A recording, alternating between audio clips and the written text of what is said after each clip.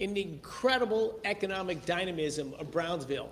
I came down to Brownsville today and was going to be here with Vice President Vance for a simple reason. Brownsville illustrates exactly what the Trump administration is about.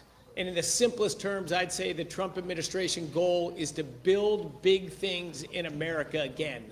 Lean in on our energy industry, grow our energy production in this country, use that energy to power local industries as we're seeing spring up and grow to scale around Brownsville, and export that energy to our friends and allies all around the world.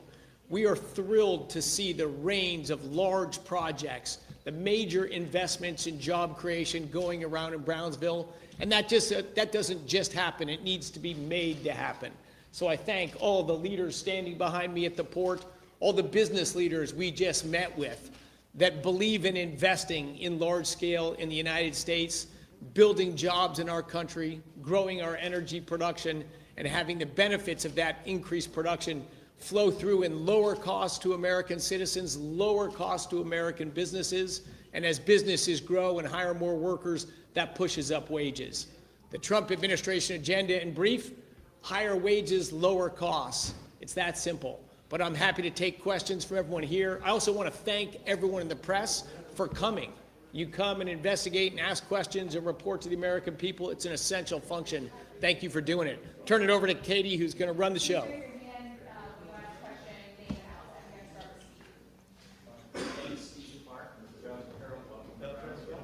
Thank you, Steve. The Trump administration's priority seems to be fossil fuel oriented as far as energy production. This port has done very well with the movement of wind energy components over several years. So I'm wondering if, in light of the extreme weather that we're seeing all over the globe on a nearly constant basis, and the near consensus among climate experts that climate change is driving this, should we be leaning more towards alternative energy sources at the same time, though, that we're exploring new fossil fuel technologies? So I'll answer both those questions. When I was born, the world got a little over 80% of its energy from hydrocarbons, and last year the world got a little over 80% of its energy from hydrocarbons. Wind is up to 1.5% of global energy, so it's just at a wildly different scale than hydrocarbons.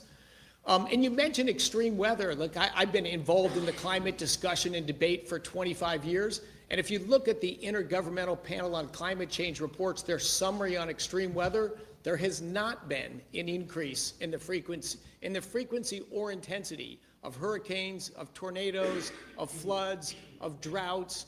So there's a lot of talk about scaring people about extreme weather. The data actually doesn't show a change. There's been a small increase in the amount of extreme precipitation events, because as the world gets a little bit warmer, it's getting a little bit wetter and it's getting a little bit greener. So we do have a little bit more rain on average. So the Trump administration is about affordable, reliable, secure energy from wherever that can come. But affordable, reliable, and secure are key. And the forced mandates and subsidies for wind and solar into the U.S. electricity grid, the main impact of that has not been expanded energy production. It's just been more expensive electricity prices. The half of the states that have renewable portfolio standards have today, the latest data, 42% higher electricity prices than the other states that don't have mandates. If things can compete in a marketplace, we're all for them. But we're about affordable, reliable, secure energy. And thanks for the question.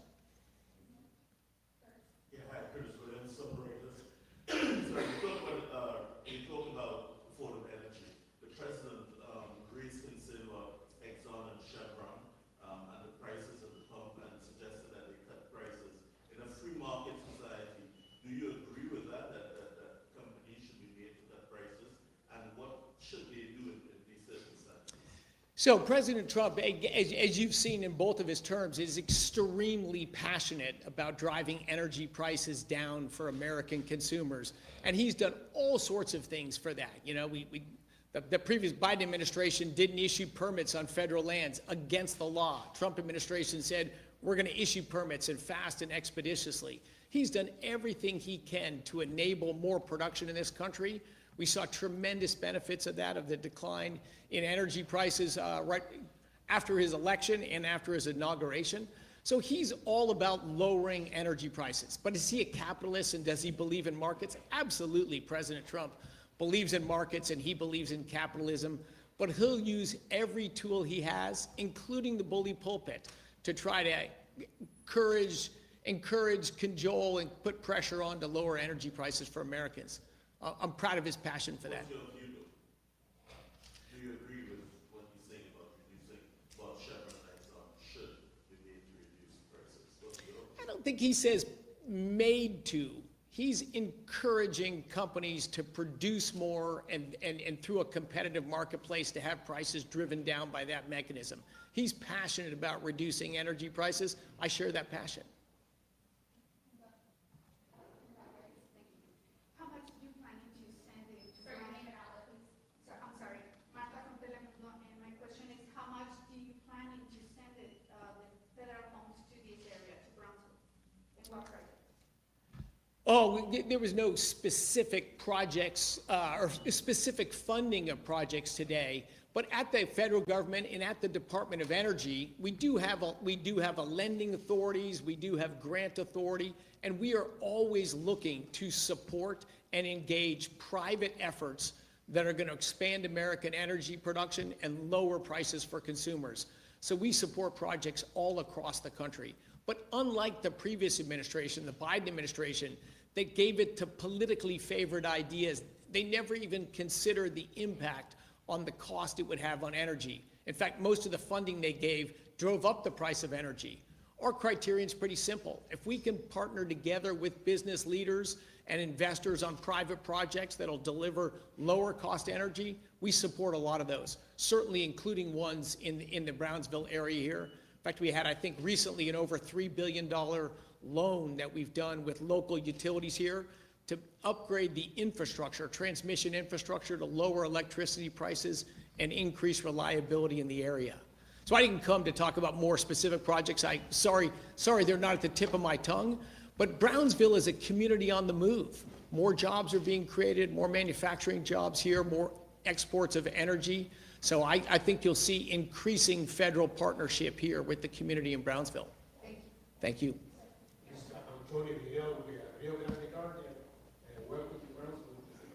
Thank you. I want to ask a couple of quick questions. One is the purpose of your visit to Brownsville, and there have been some progress in the war with Iran recently, like very recently right now, right? And I was just wondering, when would the consumer be able to start paying fuel at the pump after the war levels? So in the first question, why am I here? I had spoken for some time with Vice President Vance about coming down here because he and President Trump viewed Brownsville as encapsulating the Trump agenda. Our agenda, as I said at the opening, was to build big things in America. This is a community that's leaning in building big things in America. You know, from SpaceX to LNG exports to the first new major refinery built in over 50 years and many others. So we look at this community as perfectly in sync with the Trump administration. So we came down to meet the business leaders, thank them for their efforts and their investments in this community. Unfortunately, schedule changes prevented Vice President Vance from joining me on this trip, but he is here in spirit. And I spoke to President Trump yesterday morning, and he is passionate about lowering energy prices, passionate about reindustrializing our country, and he also sent his best regards to all the citizens of Brownsville. On the Iranian conflict, and this is, you think of President Trump, everything he's done is to lower energy prices, but yet obviously he's got a wider lens than that. He shares the concern of so many others that we simply cannot have in Iran, this Iranian regime with nuclear weapons. So he knew that taking action on this to keep the Middle East and the world safer in the future would cause short-term disruptions in energy prices. He knew that would take a political hit for him, but he was so committed to the safety of Americans, to the long-term security of low oil prices in the world, that he was willing to take these actions today to prevent Iran from getting a nuclear weapon. His preference is always negotiations over guns and conflict. He worked tirelessly through his negotiators and proxies to try to reach an agreement with the people of, or the government of Iran. Our problem is not with the people of Iran, it's with the government of Iran. That has been a tough challenge. I'm thrilled with the progress he's made. We've massively degraded Iran's ability to threaten their neighbors, but it's not to zero. They're still there. They're still terrorizing the world economy. But I think as that pressure has turned up on them and the cost for their behavior has increased on them, I do believe we're very close to an arrangement that'll achieve both of the objectives. Stop impeding the flow of traffic out through the Strait of Hormuz, get energy flows going globally, which will lead to further price declines as you're going, and as soon as possible is the answer. I wish I could say it was tomorrow, but I think we'll see the trajectory downward as we move in the coming weeks and months ahead. But equally important with that is to make sure this is coupled together with arrangements that will prevent Iran from building nuclear weapons and threatening not just peace and stability in their region, but our European allies and the United States. So it's a tricky challenge. God bless his bold leadership to bring.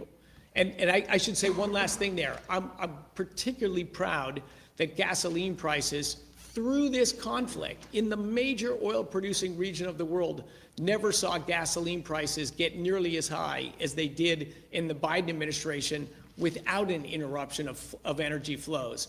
And I think that shows the robustness of a Trump administration that's always about growing energy production in the United States, in Canada, in Venezuela, and in our allies around the world. But thank you for the great question. We want to see gasoline prices and diesel prices go down as quickly and as far as they can. Kristen, my name is Kristen, I'm from Garza, I'm a news reporter at the Business Journal. I have a question about the America First Oil Refinery. How, as Energy Secretary, do you balance, promoting the production of this facility and the workforce that will be needed? Obviously, energy is a global workforce with the requirements and the direction of ICE agents who are out in the community, upholding the existing system. A lot of the energy industry relies on visas, right? Because, even this company, Reliance Energy, is from India, right? So for people to visit, they have to have visas. If they're going to work on that project jointly as an investor, they're also going to need visas. So how do you kind of balance, promoting the economy with, the immigration policies that we have right now? No, so a great question. The Trump administration is thrilled about the idea of the first major refinery built in the United States in 50 years. As you point out, it brings a lot of jobs and opportunities to the region here in the Valley. In the oil and gas industry, which I was in before this position, there is a large amount of workers that are from Mexico and are from south of the border that came to the United States legally. They are a key part of the workforce in the energy industry, and of course, all throughout the Valley. But we believe we can balance that. The Trump administration is for legal immigration. Our country is a nation of immigrants. Our administration is an administration of immigrants. So we are pro-immigrant, pro-administration. We just want legal immigration. We want to end illegal immigration and criminality that comes with illegal immigration. But we believe they can be balanced. Yeah, but there wasn't the Foxconn factory, all had some issues where, the Koreans were coming to train the U.S. workers, deported on a plane. How do we avoid that situation in today's climate, making sure that this project comes to fruition? Yeah, well, I think the developers of that project are quite confident that in the Brownsville community and with the Trump administration, they will execute what they've done successfully.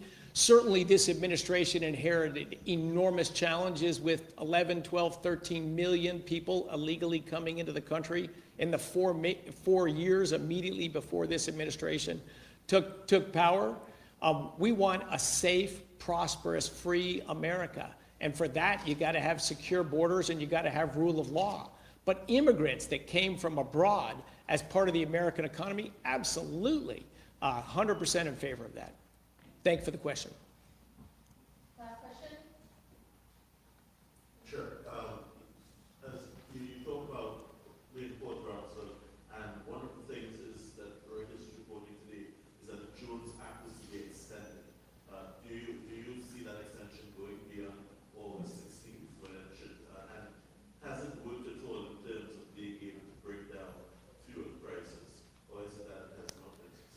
I think the Jones Act, temporary waivers on the Jones Act for transporting energy have been very successful.